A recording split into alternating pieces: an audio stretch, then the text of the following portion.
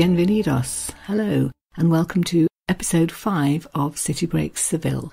Definitely going to be a podcast in two halves. I'm going to treat the two big festival weeks which take place in Seville, one after the other. So starting with the Semana Santa, Holy Week, and continuing then with the Feria de Abril, possibly the event in the social calendar for the actual people of Seville, and certainly one of the two big events in the calendar for everybody else who might be thinking of visiting the city.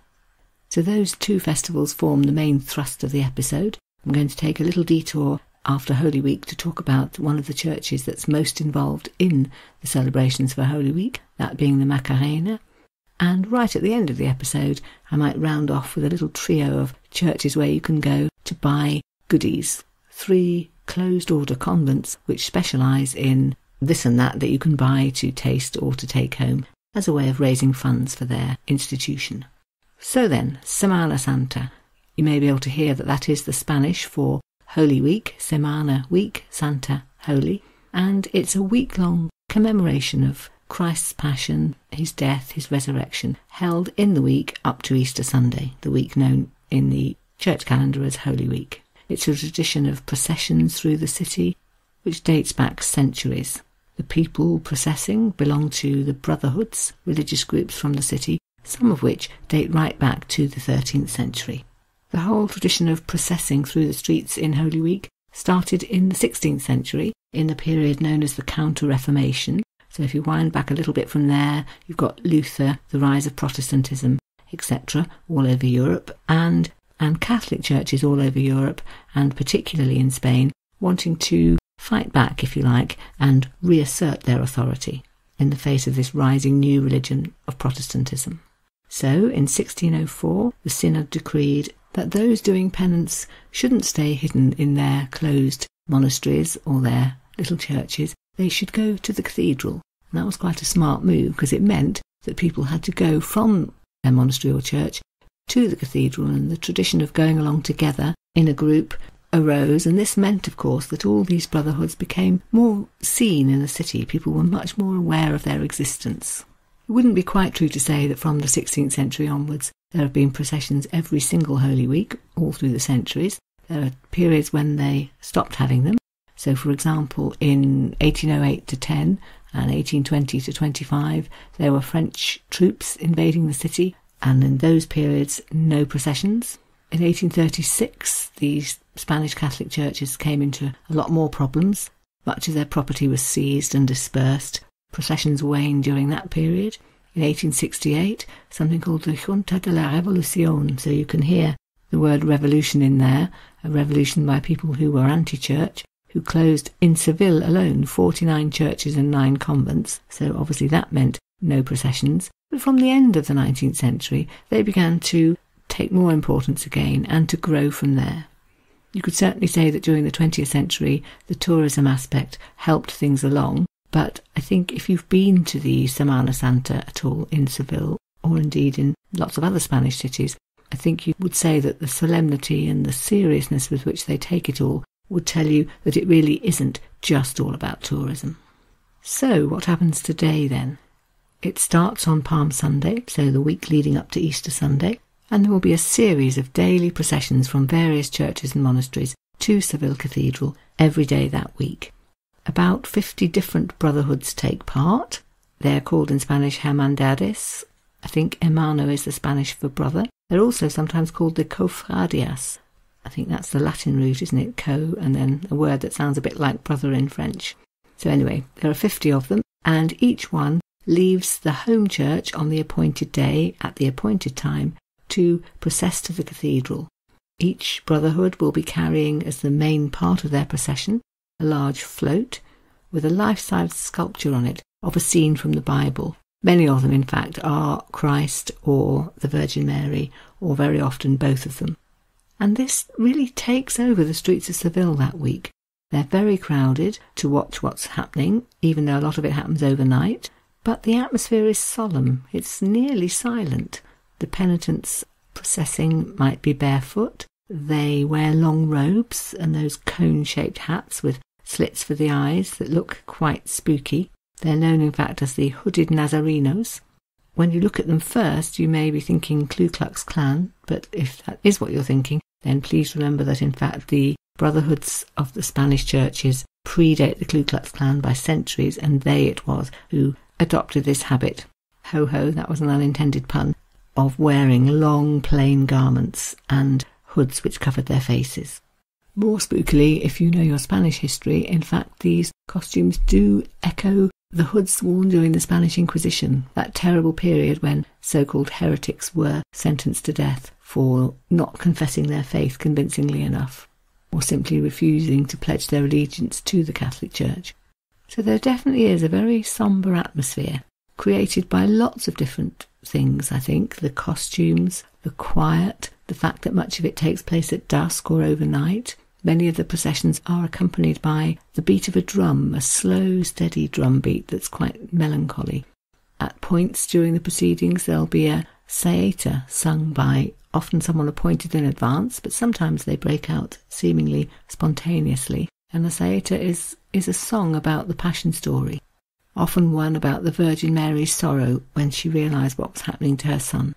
But all of that combined makes for a very solemn atmosphere. Each of the brotherhoods has spent weeks or even months building their float. The float in Spanish is known as a paseo, and decorating it, flowers, candles, precious stones, the statue of course. If you're in Seville in the weeks leading up to Holy Week, it's quite a thing to do, you'll notice the civilians themselves doing it, to go round some of the churches and look at the float, which will be there for all to see for a few weeks before it's carried out and on to the cathedral during Holy Week. This takes place always on a set day and at a set time, so each church is given its precise time to leave, time when they need to arrive at the cathedral, and a route to follow as well. Obviously it's a huge logistical exercise because you can't have these people holding each other up. If you're there during the period and you have any Spanish, you can buy something called the Programa de la Semana Santa, Programme for Holy Week, which you'll find in all the newsagents prominently displayed, and that will list all the processions, what's going where and when. I think there's a cut-down version often in the other newspapers as well. They produce their own supplements with the timetable in it. So it starts on Palm Sunday, it's working towards Easter Sunday when there's a resurrection parade, but the climax really is midnight just as Good Friday is beginning, so midnight between Maundy Thursday and Good Friday. And that's the moment when some of the very oldest brotherhoods in the city leave their home churches and begin their procession, which goes on often right through the night. Two of those churches would be the Macarena in Seville, and across the river in Triana, the Santa Ana procession. I think that too crosses the bridge at midnight on Maundy Thursday. As I hope is becoming clear, this really is an event which takes over the whole city. If you're there in the run-up, actually, you'll begin to notice rows and rows of chairs being put up outside the cathedral all the way round, because they know that spectators will be coming and want to see what's going on. I don't think you can just turn up and sit on one, actually. I think they're ticketed and booked up in many cases well in advance. There are some good tips in one or two of the guidebooks about places where you might be able to squeeze in and stand and see what's coming past, so it'd be worth consulting those. But there are also a host of travel writers who've been to Seville and chosen this event as one of the things they write about in quite some detail. So I've picked out two or three of them just to read you a few extracts and give you a little bit more of the flavour, what you could expect if you went to Seville for the Semana Santa. The first one is the now hopefully becoming familiar to you, Richard Ford, who wrote his handbook for Spain in the 1830s. He's writing, of course, in rather 19th century language, and he describes, for example, these processions as being, quote, one of the peculiar usages of Seville. I don't think that's truly the case, in fact, because there are Holy Week processions in many other Spanish cities. Equally, I think it is true that the most notable, the one you'd want to see if you only went to one, is in fact the one which takes place in Seville. I think these days we perhaps wouldn't call it a peculiar usage, but there we go. He talks about the crowded streets, quote, wherever one of these processions presents itself to the public, it takes up the street from side to side, stopping the passengers and expecting them to stand uncovered in all kinds of weather till the standard is gone by. He talks about how many people are keen to see it. Quote, at nightfall, the long lines of men, women and children, two and two, are seen twinkling through the narrow streets, which are illuminated from the balconies of the houses. And he describes what an effect this passing procession has. There's hymn singing, you can hear them coming out of the darkness, in what he describes as the melody of the chant of distant voices. And then, of course, eventually they appear. Quote, "The procession is headed by devotees who carry richly chased lamps, farolas, on staves. The parish priest follows, bearing the glittering banner of gold and velvet, the sin pecado, that means without sin, the sin pecado on which the Virgin is embroidered. As soon as the cortege passes by, the candles in the balconies are put out. Thus, while all before is one glare of light, all behind is dark, and it seems as if the banner of the Virgin casts glory and effulgence before her, like the fire pillar which preceded the Israelites in the desert." The travel writer Jan Morris was there in the 1960s, very much aware that, yes, it was an amazing spectacle, but also it was something that, to the people of Seville, seemed very ordinary, something that they quite often did, in fact. She says, in fact, that there are few spectacles on earth to match this, putting it like this, quote, "It's all the more haunting because its strangeness, dignity and reverence are coupled with an odd, matter-of-fact detachment, as though the whole affair is only one more job, like catching the morning bus or doing the shopping." She writes a several-page description and describing the effect on the senses of all the things that come together in the procession, the gilded images, palm trees, the drum beat, clanging bells, candlelight, the smell of flowers, and as she puts it, all of these combine to make a spectacle that is so amazing that you think of other massive spectacles you've seen elsewhere in the world and you think, no, this really is right up there with them. This is how she puts it. Quote, "The most tremendous of military parades, the tanks in Red Square or the Garde Républicaine down the Champs-Élysées, pale in the imagination besides this." Actually, I think that word imagination is key because it is more than just what's actually happening. There's a real feeling of the sentiments behind it, the solemnity, the retelling of the Passion story by people who believe in it and feel that Holy Week shouldn't go past without people pausing to remember what it's actually all about. In a cynical modern age, I think it's actually a rather wonderful sight. And then the third travel writer I picked out is Elizabeth Nash, in her book Seville, Cordova and Granada, published in 2005, where she writes that, quote, "The passion with which civilians follow mobile altars bearing opulent life-size images around their city is difficult for outsiders to understand. I think if you happened upon it without knowing anything about it, you would indeed find it difficult to understand. But if you've done some reading and thinking about it before you go, I think quite the reverse. You'll be very taken with the sincerity with which people take part."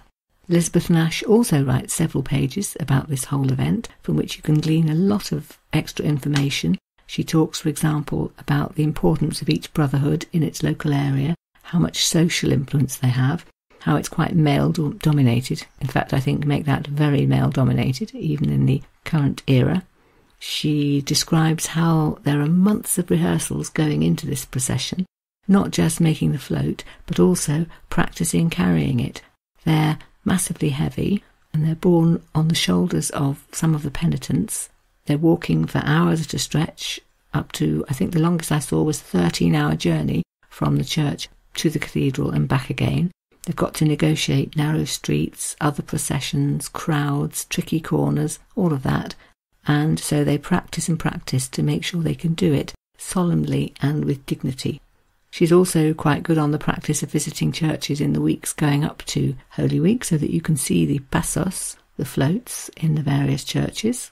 She describes the complex schedule which has to be written up so that the processions can crisscross the streets of the city, often in the middle of the night, without causing chaos and without disturbing each other, in what she describes as, quote, "a marvel of smoothly synchronised traffic control, rarely replicated in real traffic."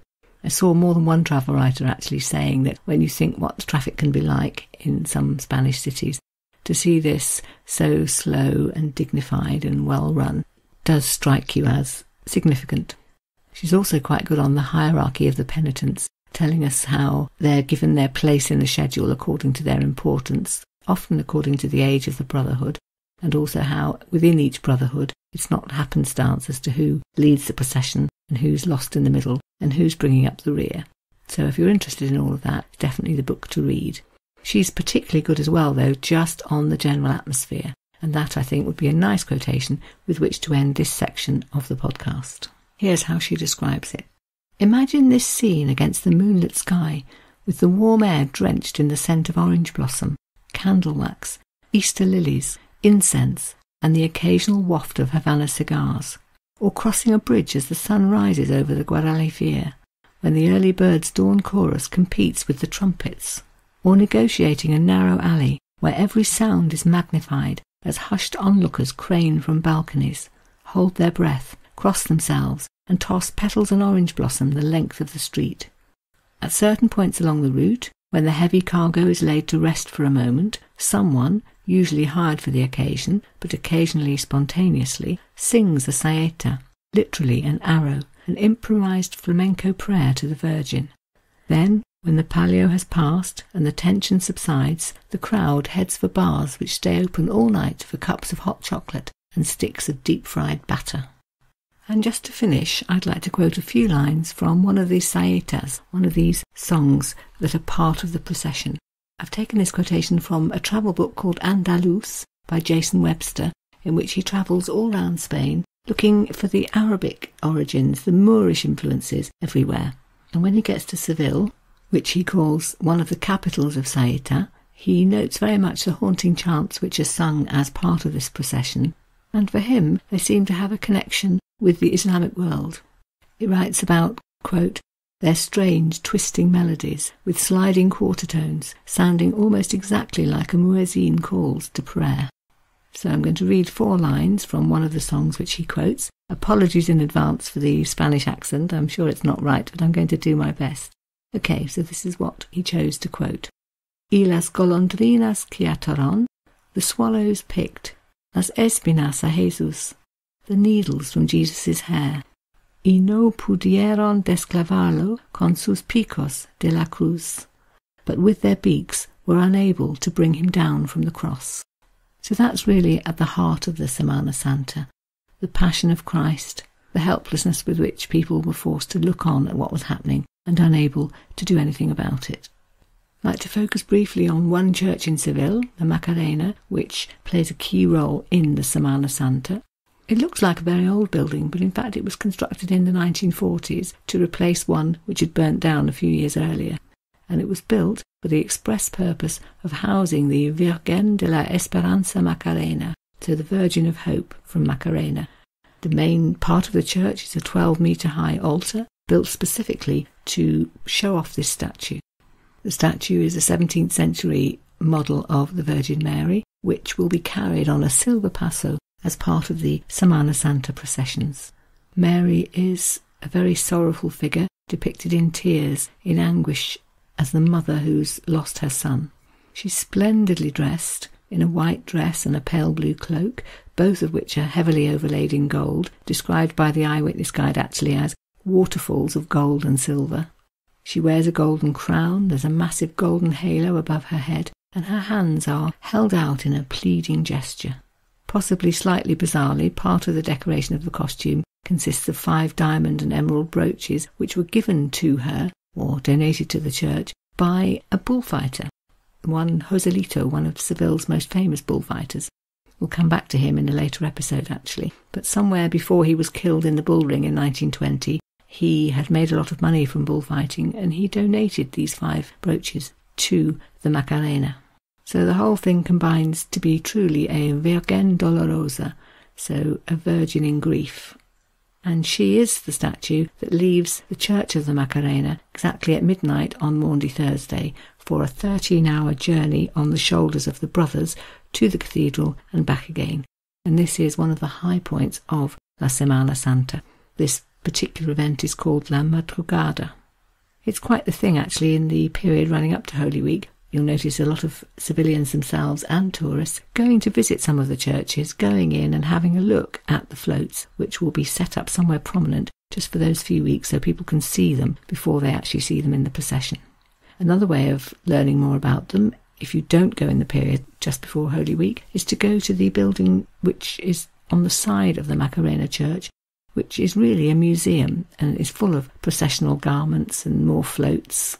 And again, possibly slightly bizarrely, if you're not Spanish, of something called trajes de luca, which means literally suits of light, and refers to those very glittering, sparkly numbers worn by matadors in the bull ring. They have in fact been donated by bullfighters over the years. But if you go very close to Holy Week, I think you'll find that that museum is not open because most of the things inside it are out and about getting ready for their role in the Semana Santa. So I hope I've given you a really good picture of what Semana Santa is and what it would be like if you went there. Let's move on then to the second big festival, the Feria de Abril, which takes place just a few weeks later, opens on a Monday night at the end of April, a 6-day extravaganza. Feria is the Spanish for fair. There are fairs all over Andalusia, all over Spain actually, I think. But this one is the daddy of them all, the one that if you only went to one, this would be the one to come to. Again, its origins go way back, but in this time they're not religious, they're to do with trade. So it's grown out of the trade fairs when people came to sell their wares, to bring their livestock and their produce and other goods to sell, and then decided that if people were going to get together for a few days in Seville, perhaps it would be nice to introduce some fun activities. These days, there's a big fairground, lots of eating and drinking and all sorts going on. One of the more Spanish aspects is the casetas. Casetas are really temporary stands or marquees which have been set up. They're there for all sorts of things. Many of them are selling tapas and drinks, etc. About a quarter of them are open to the public, so if you go, you should be able to get into those. But many others are much more civilian than that. Long-standing Seville families have their own caseta, which they rent out for the week, I think at quite some expense. Others are rented by clubs and businesses and political parties. So, what actually happens? Well, every day from about 1 o'clock to 5 o'clock maybe is the time to see and be seen. So if you go at that time, you'll see people in traditional costumes, think flouncy dresses, highly colourful, often those polka dot ones, in every bright colour you can imagine, parade around on horseback or in a carriage. So that's how you spend the afternoon. And then in the evening, of course, the party itself starts up. Flamenco, singing, dancing, lots of drink, lots of food, all of this every night for the full 6 nights until 6 or 7 in the morning. Alongside the Feria events actually happening on the piece of land near the tobacco factory set aside for it, there's also a full programme of bullfights. This is when the season really gets underway. I think it's said, in fact, that some of the best bullfights of the season will be fought in this week. So if that's your thing, that's another thing to remember to try and fit in. Again, we have some lovely descriptions by various writers to give the flavour, and I'm going to start with one, a Spanish writer, Manuel Machado, who was writing in 1920, and who describes what's happening at the Feria as follows, quote, "A caseta in the Feria is the traditional luxury of many civilian families. It's a luxury of the finest quality, far superior to a box at the opera or a season ticket for the bullfight. It may be notably more expensive, but it's infinitely more enjoyable. At the same time, the caseta is an extension of the home, a continuation of family life, both intimate and personal. It is the home itself, conjugal, paternal, fraternal, which for a few days conveys all the pleasure and charm of the Feria, whether in the morning with the neighing of the horses from Jerez, in the afternoon basking in a gentle breeze, or in the fantasy of the evening, full of enchanted songs and dances." The writer Safar el-Sitwell was there in the early 1950s, and this is what he wrote. "We are on the outer side of our avenue, and can see in every detail the splendid cavaliers and their ladies as they ride towards us and pass by. Taking the young women first, there are 2 sorts, those who go pillion and those who ride alone. The pillion riders, perched precariously with an arm round their rider's waist or holding to the horse's tail, wear the flounced skirt of the pedestrians. Their brothers or lovers ride generally one arm akimbo, which accentuates their thin waists. Many are wearing elaborate and fanciful leather trousers. The young women ride pillion with an amazing grace, the beauty of their bare heads and arms in that violent sunlight being as animal as the steeds they share. Every young woman is beautiful to look at, some of the young girls being real visions of Spanish beauty, with their camellia skins and black hair and eyes. It is wonderful to watch a cavalier, arms akimbo, riding towards us, Spanish fashion, and then to wait and admire the young woman upon the crupper, holding lightly to his waist. Jan Morris was there too in the 1960s. She writes about it in her book, Spain, and again, several-page description, very much worth reading in full. She describes, for example, the social setup, how it's not just a place for entertainment, it's somewhere to go to catch up with the gossip. It's where the families of a certain standing perhaps seek a husband for an eligible daughter. She describes it as Spain's most wonderful paseo because it's on horseback. Hour after hour, she writes, in the warm spring sunshine, the Andalusians ride up and down that fairground to see and be seen, look each other's dressage up and down, inquire after the dear Marquis. She writes about all the different aspects that come together, the noise, people chattering, groups of young people rushing about excitedly, clashing dishes, blazing lights, music, singing, etc. Summing up by writing, quote, everywhere there is the beat of the flamenco, the clatter of heels and castanets, the creak of carriage wheels, the smell of horses, the swish of romantic skirts, the noise, like the shuttle of distant looms, of 20,000 clapping hands. The advice in the Lonely Planet Guide is to go and drink sherry, ride a horse, dance sevillanas, which is civilian folk dances, ride a bumper car, drink more sherry, and stagger home at 2 a.m. I have to point out that if you do that, you'll be in bed several hours before the most seasoned civilian fiesta-goer, who may well be up till dawn at least. Let's give the last word to one of the city's own guidebooks, something called Seville, the Magic City of Spain, in which they sum up the feria as follows. The horse carriage is the only transport allowed inside the fairground, Real de Seville. Their drivers wear short jacket suits with wide-brimmed hats and decorate their horses with coloured pom-poms and little bells. Carriages, purebred horses, song and dance, flounced dresses, the perfume of the orange blossom adorn the unique Feria de Seville.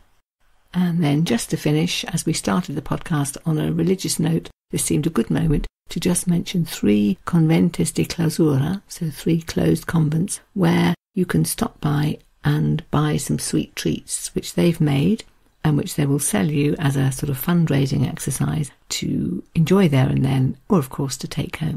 And they would be the Convento de San Leandro, where you can buy something called yemas, which is a sugary, syrupy egg yolk sort of concoction made into little sweets. If you go to the Convento de Santa Inés, you can buy bolitos, which are sweet buns, or you can buy tortas almendradas, which means almond cakes. And at the Convento Santa Paola, where I believe you can be taken on a tour of the convent, you can also buy, it's a very specific number, you can buy 19 sorts of jam or marmalade, or indeed a different sort of egg yolk and sugar sweet, which goes under a wonderful name which I don't think I can pronounce in Spanish, but which when translated means heavenly lard. So if you like your sweet treats full of fat and sugar, and who doesn't, then that might be something worth remembering. Okay then, so much for the episode on the 2 big festivals, 2 weeks which between them most define Seville, one religious, one trade-based, both very Andalusian, both very civilian, both very much worth catching if you possibly can. Next week then, I'm going to go on to an episode really about enjoying yourself in Seville. Picked out 4 places, 1 park and 3 palaces, which are all very lovely to wander around and have a look at. So that would be the Parque Maria Luisa, which is the stately large park in which civilians themselves go to unwind. That's the one with the Plaza de España in it, which may well be, if you've seen a few pictures of Seville, after the cathedral or the Alcazar or the Giralda, the Plaza de España is the other one, the other glorious semicircular building that you see that really defines Seville. So we'll talk about that. And then we're going to go on a tour of 3 of the lovely palaces, namely the Casa de Pilates, the Palacio de las Dueñas, and the Palacio de Lebrija. All of those stuffed full of wonderful treasures and goodies, which I'll give you a very brief insight into, in the hope that you might be a little bit better informed if you decide to wander around any of them yourself. So that's the plan for next week. For the moment, I'd just like to thank you again very much for listening. Muchas gracias. And to sign off with goodbye in Spanish, adios.